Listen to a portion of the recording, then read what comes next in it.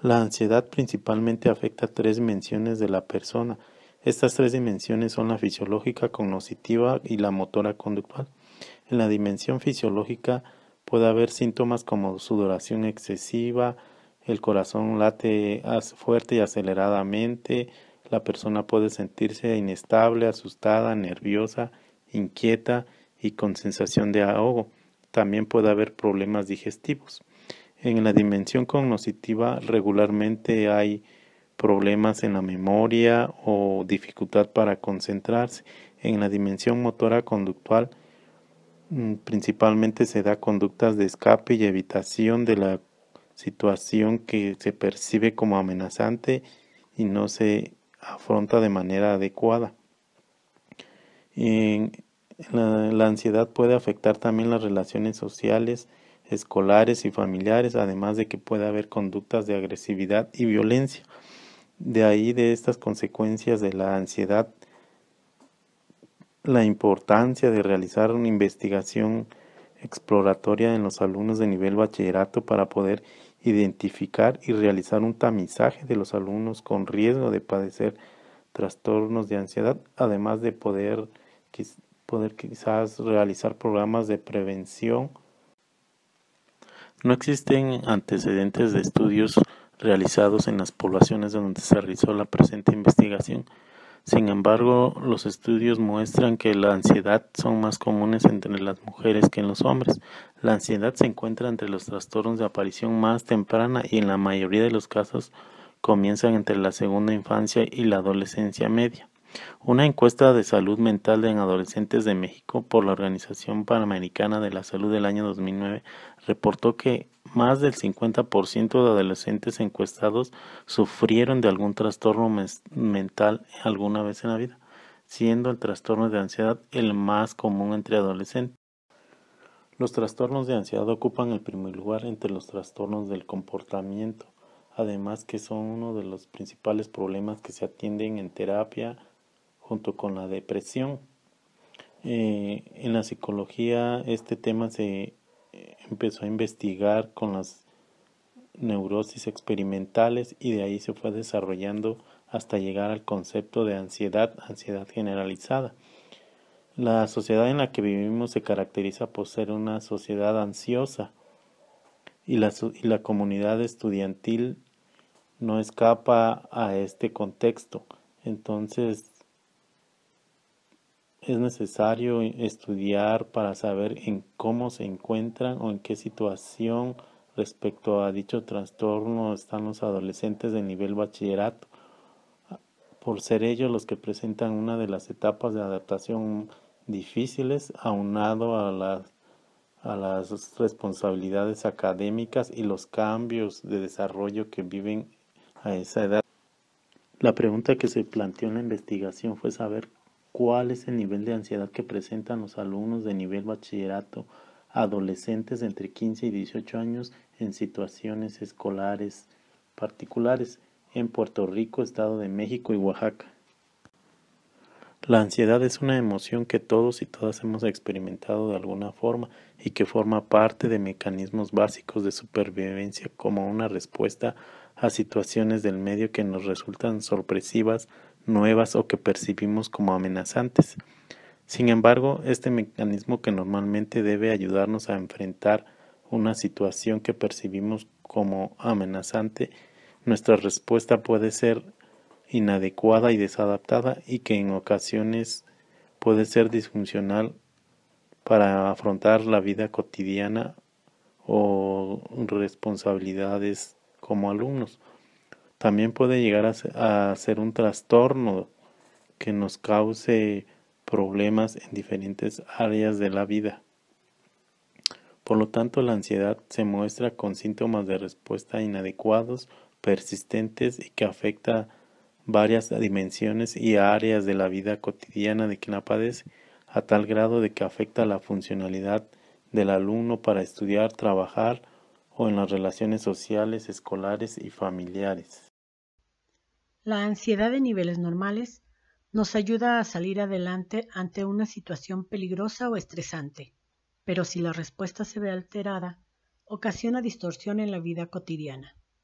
El DSM-4 la define como la aparición temporal y aislada de miedo o malestar intensos, acompañada de 4 o más de los siguientes síntomas: palpitaciones, taquicardia, sudoración, temblores o sacudidas, sensación de ahogo, falta de aliento, opresión o malestar torácico, náuseas o molestias abdominales, inestabilidad, mareo o desmayo, miedo a perder el control, miedo a morir, parestesias y escalofríos, que se inician bruscamente y alcanzan su máxima expresión en los primeros 10 minutos. En la encuesta de salud mental en adolescentes de México, de la Organización Panamericana de la Salud del año 2009, reportó que el 51.3% de adolescentes encuestados padecieron algún trastorno mental alguna vez en la vida, siendo este el más común. Además, estudios longitudinales han demostrado que los niños ansiosos tienen un riesgo significativamente mayor de sufrir trastornos de ansiedad y del ánimo en la adolescencia, así como trastorno de ansiedad, del estado de ánimo, por uso de sustancias y suicidio en la adultez. Las distorsiones cognitivas son esquemas mentales erróneos que las personas utilizan para interpretar la realidad y que generan diversas consecuencias negativas: alteraciones emocionales como resultado de pensamientos negativos, conflictos en las relaciones con los demás. Además, dan lugar a una concepción simplista o negativa de la vida. Las más comunes son exigencia de perfeccionismo, creencia rígida acerca del cómo debería ser la propia persona y los demás. Catastrofismo, tendencia a esperar lo peor sin tener motivos para ello. Negación de la realidad, tendencia a negar los propios problemas, debilidades y errores. Sobregeneralización, creer que si ha ocurrido una vez, ocurrirá muchas veces más, caracterizándose esta distorsión por palabras como siempre, jamás, todos o ninguno. Las etiquetas globales. Esto ocurre cuando la persona, de acuerdo a uno o dos rasgos que observa de los demás, etiqueta a otra persona. Negativismo. Se caracteriza por agrandar las cosas negativas y no perciben las cosas positivas de la realidad o las demás personas. Pensamiento polarizado. Las personas no pueden ver los matices de la realidad y la perciben de una manera polarizada y extremista. La realidad es blanco o negro. Razonamiento emocional. Esta distorsión se caracteriza por creer que las cosas son tal y como nos hacen sentir. Sesgo confirmatorio. Se perciben y se recuerdan las cosas de forma desviada de la realidad, de una forma que encajen con los prejuicios personales. Proyección o interpretación del pensamiento ajeno. Creer saber lo que piensan los demás y por qué se comportan los demás de la forma en que lo hacen. Personalización. La persona piensa que todo lo que la gente hace o dice tiene que ver de alguna manera, para bien o para mal, con la propia persona. Filtraje. Es una distorsión con la que el mundo toma el aspecto precisamente de aquello que más se teme. Resultados. En esta gráfica tenemos la distribución de frecuencias con base en la respuesta de los participantes y la valoración que le dieron a las respuestas de acuerdo a la escala Likert planteada. Con mayor frecuencia en 0 tenemos el síntoma de mareado, platicar los problemas y sensación de ahogo. Con mayor frecuencia para el valor de 1 tenemos el temblor en el cuerpo y no saber qué decir. Para el número 2 tenemos la torpeza o entumecimiento acalorado. Para el número 3 tenemos perder el tiempo. Y para el número 4 tenemos practicar algún deporte.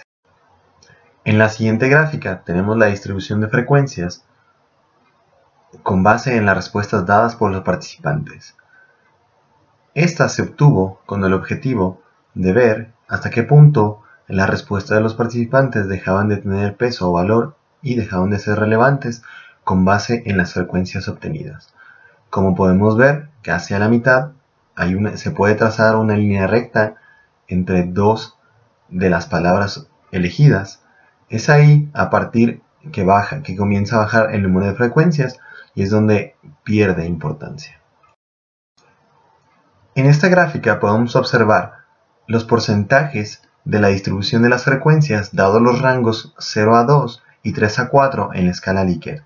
Como podemos observar, la mayor parte de respuestas se distribuye entre el rango de respuestas de 0 a 2, que quiere decir una ansiedad nula o muy leve, mientras que la menor parte está entre 3 y 4, lo que quiere decir una ansiedad media o severa. La mayor parte de la muestra que se seleccionó para este estudio mostró no tener síntomas de ansiedad severos o medianos. Sin embargo, no se tomó en cuenta el estrés que genera el periodo de exámenes sobre los alumnos como un factor que genere ansiedad. Las redes semánticas abren un pasaje hacia el lenguaje utilizado por la muestra a estudiar, por lo que, al utilizar su mismo lenguaje, podemos comunicarnos de manera eficiente. Así podremos obtener la información que deseamos de forma efectiva y con una precisión alta, reduciendo los errores aleatorios y elevando la confiabilidad de los instrumentos utilizados, así como la validez de los mismos, ya que si no hablamos el mismo lenguaje de la población que vamos a estudiar, no se puede pretender medir realmente lo deseado.